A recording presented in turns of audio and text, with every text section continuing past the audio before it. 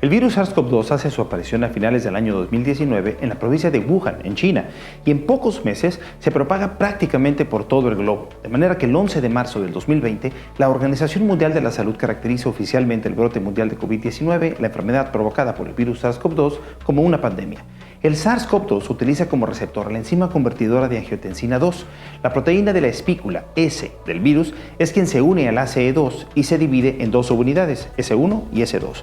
La subunidad S1 del SARS-CoV-2 se divide además en dos dominios funcionales, un dominio N-terminal y un dominio C-terminal. Se encuentra ya bien caracterizada una región de 211 aminoácidos en el dominio C-terminal de S1 del SARS-CoV-2 como el dominio de unión al receptor, que tiene un papel clave en la entrada del virus y es la región blanco de los anticuerpos neutralizantes, precisamente porque al unirse a esta región bloquean efectivamente el sitio e impiden físicamente que el dominio de unión al receptor en S1 interactúe con la enzima convertidora de angiotensina 2. Al unirse a las células epiteliales del tracto respiratorio, el SARS-CoV-2 comienza a replicarse y a migrar hacia las vías respiratorias inferiores, finalmente entrando a las células epiteliales alveolares de los pulmones. Esta rápida replicación del SARS-CoV-2 en los pulmones puede desencadenar una fuerte respuesta inmunitaria. Posteriormente, el SARS-CoV-2 se puede diseminar por todo el organismo, viajando por la sangre e infectando así otros órganos que expresan a la enzima convertidora de angiotensina 2 en sus membranas. Una vez que un individuo se expone al SARS-CoV-2, el periodo de incubación va de 1 a 14 días. No obstante, habitualmente la incubación será de 3 a 7 días. Comúnmente alrededor del día 5 comienzan los síntomas, cuando los hay. El virus se replica rápidamente en los primeros días, alcanzando un pico antes de terminar la primera semana de síntomas y luego disminuye la carga viral en la etapa de recuperación. El tiempo promedio de eliminación del virus es de aproximadamente 20 días, aunque existen casos en los que la eliminación se puede prolongar hasta un poco más de un par de meses. Por tanto, la carga viral al inicio de la infección es significativamente mayor que en la etapa de recuperación, lo que se traduce en resultados de RT-PCR de SARS-CoV-2 consistentemente positivos al inicio del proceso infeccioso, pero alrededor del límite de detección de la prueba en la etapa de recuperación, arrojando en ocasiones resultados positivos y en ocasiones negativos en esta etapa. Al menos el 40% de las personas que se infectan con SARS-CoV-2 son asintomáticos, y este dato preocupa por el alto riesgo de propagación en la comunidad de forma inadvertida y resalta la importancia de poder identificar tempranamente cualquier infección asintomática. Ya que la carga viral de SARS-CoV-2 en las muestras del tracto respiratorio superior es alta durante la primera semana de síntomas, el riesgo de diseminación del virus faríngeo es muy alto al comienzo de la infección, incluso en el periodo presintomático. Se piensa que las infecciones indocumentadas, es decir, aquellas para las cuales no es posible realizar un rastreo de casos hacia atrás, podrían representar el 79% de los casos documentados debido a la alta transmisibilidad del virus durante la enfermedad leve o el periodo asintomático. Un paciente con COVID-19 transmite virus en gotitas de líquido mientras habla. No solo eso, las partículas de aerosol pueden permanecer en el aire durante mucho tiempo y, al ser respiradas por otros, penetrar en los pulmones por inhalación.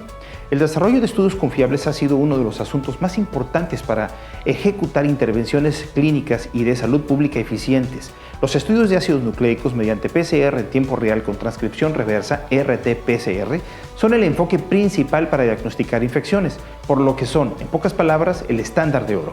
Organizaciones como la Organización Mundial de la Salud y los CDC en los Estados Unidos recomiendan realizar pruebas de RT-PCR de SARS-CoV-2 en personas que presentan síntomas de COVID-19, así como en contactos cercanos de personas con infecciones identificadas positivamente. Además, ambos recomiendan realizar pruebas para una amplia gama de patógenos respiratorios en muestras de pacientes sospechosos de COVID-19 para minimizar el riesgo de coinfección no tratada. Según estos organismos, los pacientes asintomáticos o levemente sintomáticos solo se consideran para la prueba de reacción en cadena de la polimerasa con transcripción reversa si han estado en contacto con un paciente COVID-19 positivo. El objetivo principal de la recolección de muestras de las vías respiratorias superiores es recolectar directamente el virus del SARS-CoV-2 y las células infectadas. Muestras positivas de RT-PCR de SARS-CoV-2 en vías respiratorias superiores tienden a correlacionar con estados diseminadores al inicio de la infección. Sobre la segunda o tercera semana, se recomienda que los proveedores de atención médica también tomen muestras de las vías respiratorias inferiores, que pueden ser muestras valiosas para diagnosticar COVID-19 en casos graves. Los tres tipos principales de muestras de las vías respiratorias inferiores son esputo, aspirado traqueal y líquido de lavado bronquioalveolar. Se deben recolectar muestras de esputo de pacientes con tos profundamente productiva, pero nunca se deben inducir. Se ha demostrado que cuando se produce naturalmente, el esputo es una muestra más robusta para el diagnóstico en comparación con los hisopados orofaringeos. La RT-PCR de SARS-CoV-2 es la mejor herramienta diagnóstica que directamente detecta al agente patógeno, pero no es perfecta. En el diagnóstico de casos sospechosos por RT-PCR pueden ocurrir varias condiciones indeseables. Número 1, un falso positivo. Una muestra que no contiene SARS-CoV-2 da positivo para el virus, un escenario generado por contaminación que es altamente improbable. Número 2, falso negativo. Una muestra que contiene una cantidad suficiente de SARS-CoV-2 resulta negativa para el virus, un escenario poco probable normalmente provocado por una toma de muestra insuficiente. O, número 3, una muestra bien tomada que no contiene suficiente SARS-CoV-2, por ejemplo, después de 8 días tras el inicio de síntomas, que es cuando la carga viral comienza a bajar en vías respiratorias superiores. Resulta negativa para el virus, un resultado que puede no ser consistente con los resultados altamente sospechosos de la radiografía o tomografía, que a su vez hay que recordar que pueden arrojar algunos resultados falsos positivos.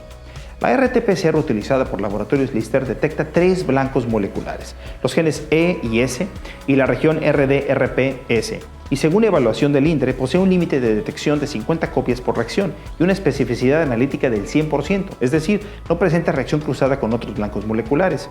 Este estudio posee una autorización de uso de emergencia provisional que caducará al término de la pandemia. Para continuar utilizando este estudio, se requiere evaluar de la forma tradicional el mismo. Recientemente, el gobierno mexicano ha admitido también provisionalmente el uso de emergencia de la determinación de antígeno de SARS-CoV-2 como herramienta complementaria. Este permiso provisional caducará al término oficial de la pandemia y para que pueda seguir usándose este estudio será necesario que se someta a la evaluación completa tradicional.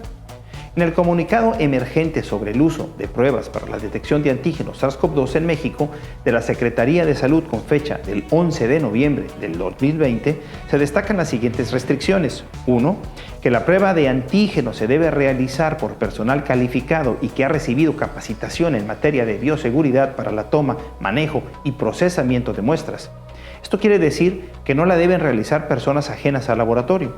También se destaca en este sentido que las pruebas de detección de antígeno del virus SARS-CoV-2 no son para uso en casa o autoaplicación por la persona enferma. 2.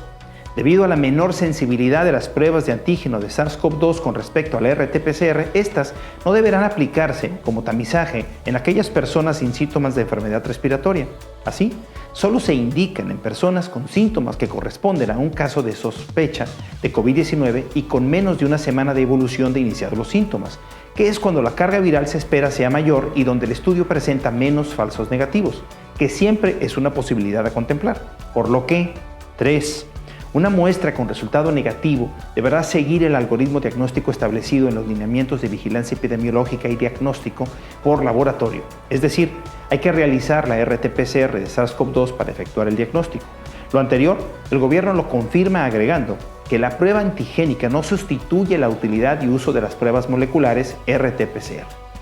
El valor predictivo positivo de la prueba de detección de antígeno en laboratorios Lister, según evaluación del INDRE, es del 97%, es decir, aproximadamente 1 de cada 33 resultados positivos será un falso positivo.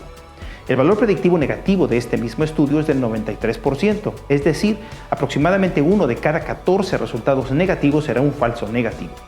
Las pruebas serológicas existen de muchos guisos y podemos, antes que nada, clasificarlas en pruebas rápidas, inmunoensayo de flujo lateral o inmunocromatografía, prueba de ensayo inmunoabsorbente ligado a enzima, ELISA, o inmunoensayo quimioluminiscente. De estos tres, las pruebas por quimioluminiscencia son las mejores. La diferencia es abismal si se comparan contra las pruebas rápidas, que son las peores. Según un estudio en personas con COVID-19 que se someten a la prueba 3 semanas después del inicio de los síntomas, la IgG por quimioluminiscencia clasificará erróneamente al 2%. El ELISA clasificará erróneamente el 18% como no infectado y la IgG de pruebas rápidas clasificará erróneamente al 30%. Por lo anterior se concluye que la evidencia actual no respalda el uso continuo de las pruebas rápidas en el lugar de atención. La dinámica de aparición y desaparición de los distintos anticuerpos ante la infección por SARS-CoV-2 informa sobre los momentos en que estos estudios pueden ser ordenados. Así, podemos esperar encontrar a las inmunoglobulinas IgA e IgM más o menos alrededor de 1 a máximo 2 semanas después del inicio de los síntomas, mientras que las IgG aparecen alrededor de las 2 a 3 semanas también tras el inicio de los síntomas. Estos datos son importantes porque queda descartado el uso de pruebas de anticuerpos para identificar pacientes en su estado de mayor replicación viral y riesgo de contagio a terceros, es decir, al inicio de la infección. Posteriormente, los niveles de anticuerpos aumentan rápidamente. El nivel de IgA ya no aumenta después del día 21.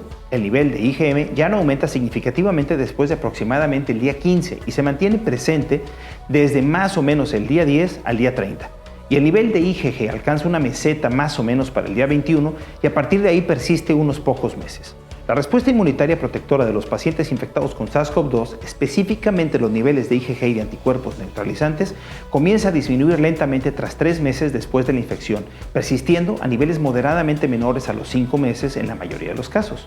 Así, existen ventanas de detección de anticuerpos serológicos, por lo que el muestreo en etapas inadecuadas puede dar lugar a falsos negativos, por ejemplo, cuando se piden antes de tiempo. Las diferencias en la respuesta inmune individual y la producción de anticuerpos también pueden dar lugar a resultados falsos negativos. Adicionalmente, es importante considerar que los estudios de laboratorio que detectan anticuerpos pueden no ser lo suficientemente sensibles para detectar algunas de las infecciones pasadas de COVID-19. Por ejemplo, en un estudio publicado basado en IgGs, no se detectaron el 26% de infecciones pasadas confirmadas por PCR. Los resultados falsos positivos en estudios de anticuerpos anti-SARS-CoV-2 son también una realidad, principalmente por reacción cruzada con anticuerpos preexistentes dirigidos a otros blancos similares. La determinación de anticuerpos IgG utilizada por laboratorios Lister se encuentra dirigida a la proteína N del SARS-CoV-2.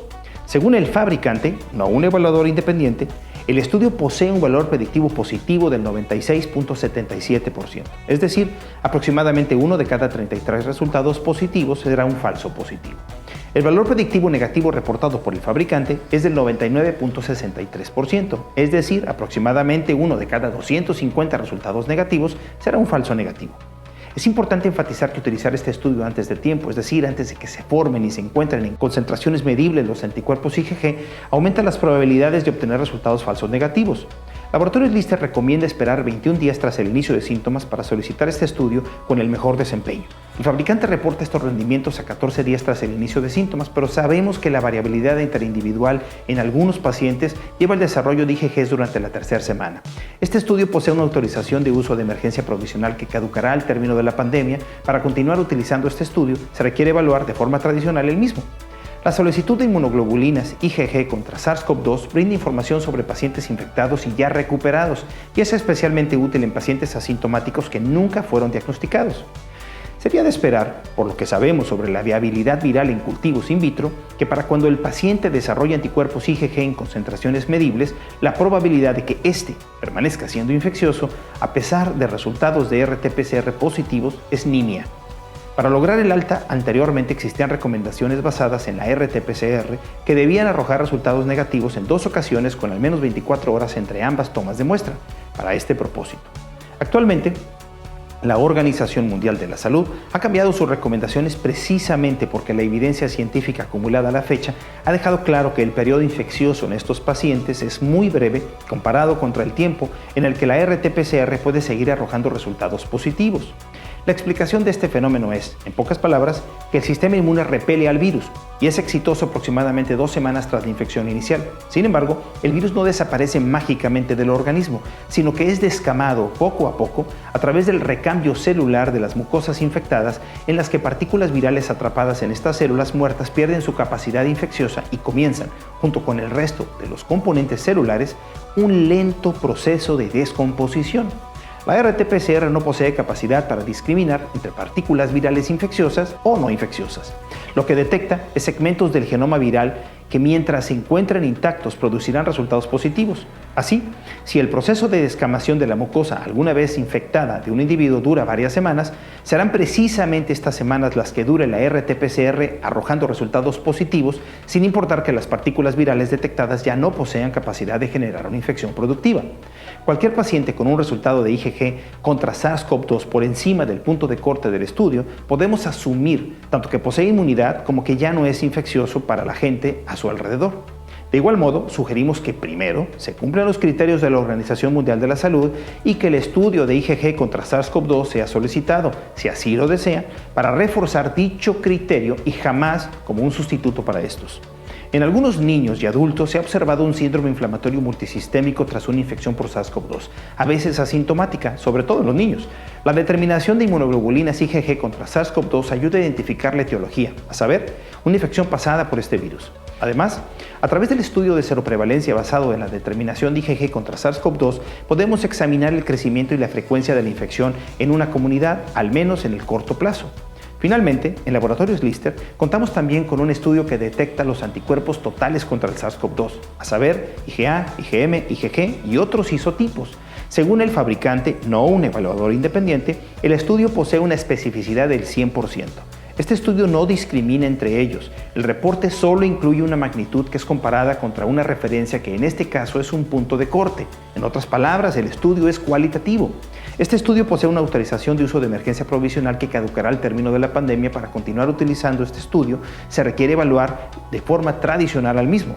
Es notable que la totalidad de estos anticuerpos detectados se encuentran dirigidos a la proteína S, lo que se traduce en que una proporción de estos pueden ir dirigidos específicamente al dominio de unión al receptor, es decir, son anticuerpos neutralizantes, que son los más interesantes de probar, se encuentran presentes por obvias razones funcionales. Debido a que detecta anticuerpos totales, en cuanto estos, cualesquiera de ellos, empiezan a aparecer en cantidades medibles, el estudio se torna positivo.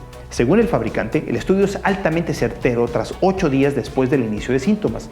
De este modo, puede utilizarse como una herramienta de apoyo a aquellos casos en los que existe un cuadro fuertemente sugerente de COVID-19 y tal vez evidencia imagenológica, pero un resultado de RT-PCR de SARS-CoV-2 negativo, cuya probabilidad aumenta después del día 8 desde el inicio de síntomas. También con el estudio de anticuerpos totales contra el SARS-CoV-2 identificamos a los pacientes recuperados que respondieron fuertemente a la infección y que podrían conferir inmunidad a aquellos que se encuentran respondiendo con más debilidad a través de la aplicación experimental de sueros convalecientes y terapia pasiva de anticuerpos. Por supuesto, para poder hacer esto es necesario que la institución en la que se lleve a cabo esta labor cuente con un protocolo de investigación autorizado por el Centro Nacional para la Transfusión Sanguínea. De otro modo, no es posible transfundir plasma convaleciente. Este sigue siendo un tratamiento experimental.